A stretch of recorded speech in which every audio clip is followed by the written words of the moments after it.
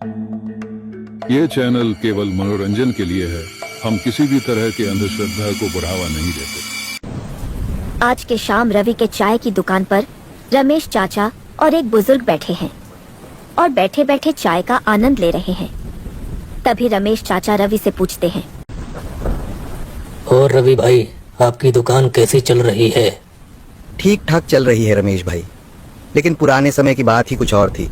शाम को कई बुजुर्ग आते थे और आपस में गपशप करते थे, जिससे उस वक्त मेरा दुकान भी काफी बेहतरीन चल रहा था। हाँ वो तो है, अब वो सब कहीं दूर खो गया है और कोई दुकान में आता भी तो नहीं है कि उसके साथ गपशप करी जाए। बरसात अब धीरे धीरे हल्की हो जाती है और दुकान पर चल रहे बातचीत के बीच कुणाल और सौरभ भी रवि भाई की दुकान पर पहुंचते हैं। रवि भाई, 2 चाय देना। इस सुनहरे शाम में चाय तो पीना बनता है। तुम क्या कहते हो सौरभ? हाँ हाँ हाँ, रवि भाई की चाय से बेहतर कुछ हो सकती है क्या, वह भी ऐसे सुनहरे बारिश के मौसम में। बैठो बेटा और चाय का आनंद लो। अरे रमेश चाचा, आप भी यहाँ मौजूद हो?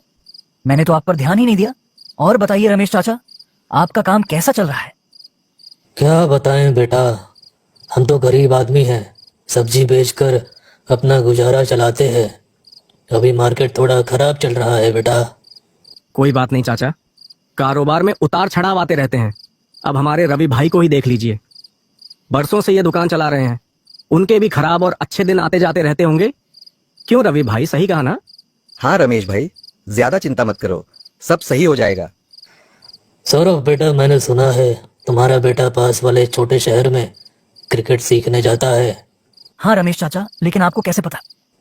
अरे बेटा, एक दिन मेरी बात तुम्हारी पत्नी से हुई थी। उन्होंने ही मुझे बताया था कि हमारा छोटा वाला लड़का पास वाले शहर में क्रिकेट सीखने जाता है।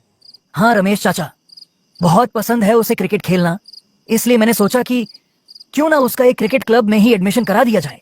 लेकिन रमेश चाचा, दिक्कत तो यह है कि क्लब वाले फीस बहुत ज्यादा ले रहे हैं। अगर ऐसे ही चलता रहा तो मैं अपने बच्चे को क्रिकेट कैसे खिलवा पाऊंगा? अरे सौरभ भाई, पैसों की चिंता मत करो, हम सब मिलकर पैसा इकट्ठा करेंगे और आपके लड़के को आगे बढ़ाएंगे। हाँ हाँ बेटा, हमसे जितना होगा हम जरूर करेंगे। आप लोग बहुत अच्छे हो, लेकिन मैं आप लोगों से पैसे कैसे ले सकता हूँ? अरे सौरभ भाई, जब आपका लड़का क्रिकेटर बन जाएगा तब हमारे पैसे लौटा देना। रवि बिल्कुल सही कह रहा है। ठीक है रवि भाई, आप लोग गांव के पुराने लोग हैं, आप लोगों की बात सराखों पर। इन लोगों की बातचीत जारी रहती है और धीरे धीरे रात और भी गहरी होने लगती है। रमेश चाचा, आपके पुराने दिनों की कुछ कहानी सुनाइए ना। मैंने सुना है कि आपके साथ काफी डरावने किस्से हो रखे हैं। क्या सच में तुम लोग सुनना चाहते हो? हाँ चाचा, हम काफी उत्सुक भी हैं।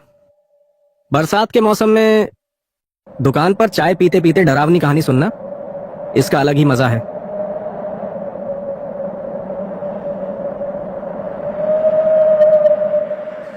काफी समय पहले, मेरी जवानी के समय, जब मैं शहर के दफ्तर में काम करता था,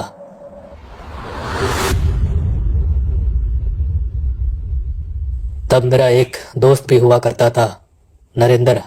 हम दोनों एक ही दफ्तर में काम करते थे और शाम को चाय की दुकान में हंसी मजाक करते थे। लेकिन अचानक कुछ दिनों से मेरा दोस्त नरेंद्र ऑफिस आना बंद कर दिया। ना ही वो कहीं दिखाई देता था और ना ही वो चाय के दुकान पर आता था।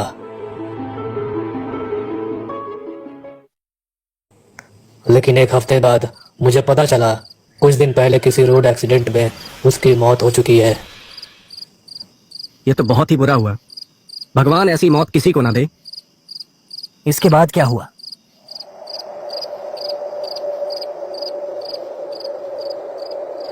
कई दिन बीत गए, मैं काफी उदास रहा करता था। लेकिन अचानक एक रात को कुछ अजीब सी घटना हुई मेरे साथ। मैं रात को सो रहा था और उसी वक्त किसी ने मेरे दरवाजे पर दस्तक दिया। मैंने पूछा कौन है। दोबारा उसने गेट खटखटाई। फिर मैंने पूछा कौन है। लेकिन कोई जवाब नहीं दिया उसने। लेकिन मैं नज़रअंदाज करके सोने चला गया। फिर क्या हुआ, मेरी खिड़की खुली हुई थी और मच्छर घर के अंदर आ रहे थे। यहाँ मैंने सोचा कि खिड़की बंद करके सोता हूँ, लेकिन जब मैं खिड़की के पास गया तभी खिड़की के बाहर मुझे मेरा दोस्त नरेंद्र दिखाई दिया। सच कहूँ तो बेटा, मेरी उस समय फटके 4 हो गई थी, लेकिन मेरे मन में ख्याल आया कि क्या मेरा दोस्त नरेंद्र जिंदा है, कहीं वो मेरे साथ मजाक तो नहीं कर रहा, या फिर जिसको मैंने देखा वो उसकी आत्मा थी।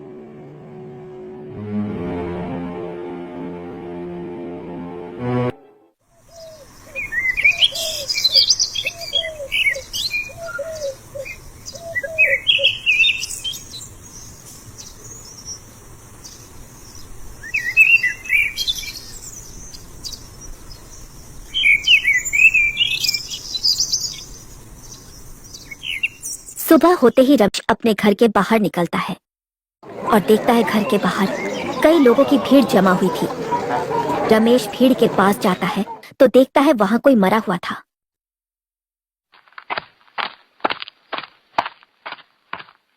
कितनी बुरी तरीके से मारा है, पूरा सर धड़ से अलग हो चुका है। हे भगवान, ये क्या देख लिया मैंने सुबह सुबह। ये तो रहीम भाई है, हमारे ही दफ्तर में काम करता है, लेकिन कोई इनको क्यों मारेगा। रात को मेरे घर में भी दस्तक हुई थी, क्या ये उससे जुड़ा हुआ हो सकता है? इसका पता लगाना पड़ेगा।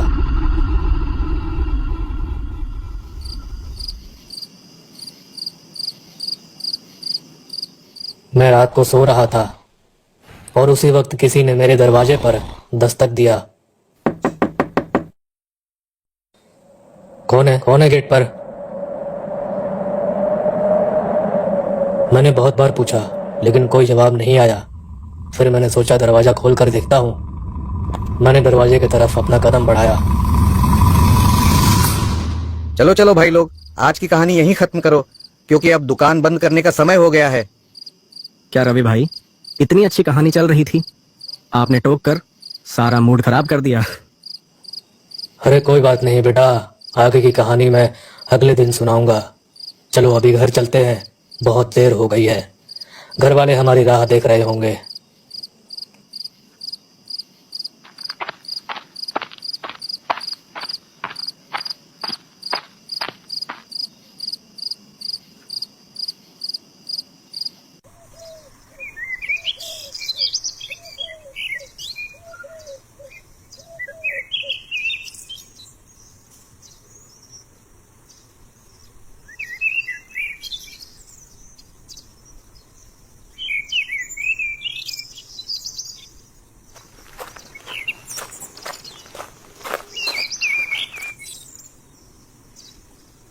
यार, रमेश चाचा की कल रात वाली अधूरी कहानी तो काफी अजीबोगरीब और डरावनी लग रही थी।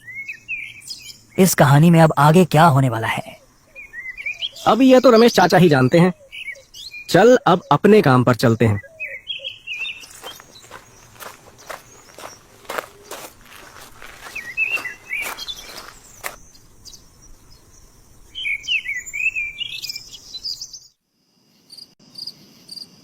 फिर शाम होते ही सब अपना अपना काम खत्म करके वापस दुकान पर आ जाते हैं। रवि भाई, दिन भर के थकावट के बाद शाम को आपकी चाय पीने से सारी थकावटें दूर हो जाती हैं। आपकी चाय में अलग ही जादू है। अरे कुणाल भाई, ऐसा कुछ नहीं है। रमेश चाचा, कल वाली आपकी अधूरी कहानी आज दिन भर मेरे दिमाग में घूमती रही। अब आप आगे की कहानी सुनाइए। ठीक है बेटा। तो उसके बाद मैं दरवाजे की तरफ बढ़ने लगा और दरवाजा खोल के बाहर देखा तो कोई नहीं था। मैंने सोचा, यार ये रात को कौन आता है और दरवाजे पर दस्तक देकर चला जाता है। तभी मेरे साथ उस वक्त एक बहुत ही अजीब घटना हुई, इतनी अजीब जिसकी मैंने आज तक कभी कल्पना भी नहीं की थी। ठीक उसी समय जंगल के तरफ से बहुत सारे कुत्तों की आवाज आने लगती है और दूर अंधेरे में कई डरावनी परछाई खून से भरी हुई लाल आंखें मुझे घूरने लगती है और मैं इस नज़ारे को देखकर काफी डर गया था। मैंने सोचा, आज तो मैं मर गया भाई। लेकिन फिर धीरे धीरे सब गायब हो गए। मैं तुरंत गेट बंद करके अंदर घुस आया। और मैं बैठकर ये सोचने लगा, कल श्याम लाल ज्योतिष के पास जाऊंगा और जो भी मेरे साथ हो रहा है उसके बारे में ज्योतिष को बताऊंगा।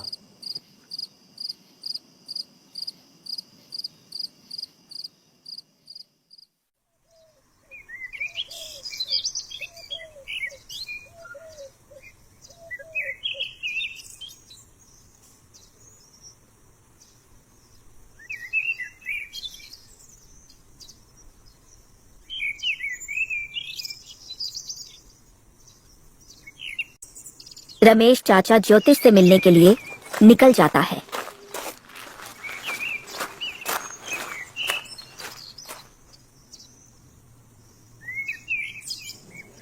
श्यामलाल बाबा, नहीं पता पिछले कई रातों से मेरे साथ क्या हो रहा है। कोई दरवाजे में दस्तक देता है और चला जाता है। और कल ही रात को जंगल की तरफ से कोई अजीब सी चीज मुझे घूर रही थी, मानो मुझे वो खा जाएगा। और कुछ ही दिनों पहले गांव में एक आदमी की मौत भी हो चुकी है, वो भी बहुत ही बेरहम तरीके से।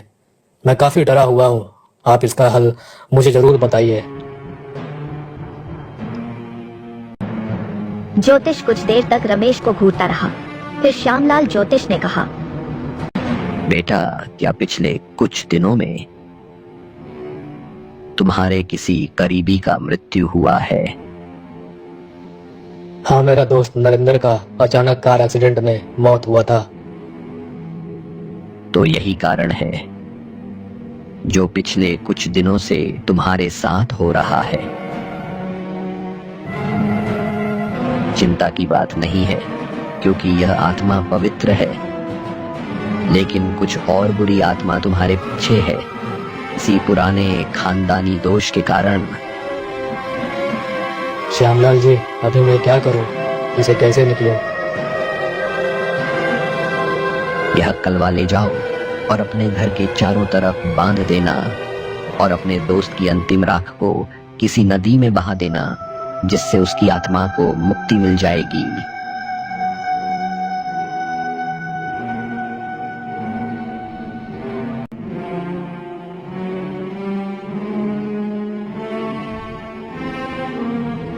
क्या आपने ज्योतिष की बातों का पालन किया? हाँ, मैंने उनके बताए हुए हर एक चीज का पालन किया। और उसके बाद रात को दरवाजे में दस्तक धीरे धीरे बंद हो गई और नरेंद्र की आत्मा को भी शांति मिल गई। सच में रमेश चाचा, यह कहानी काफी उदास करने वाली और काफी डरावनी थी।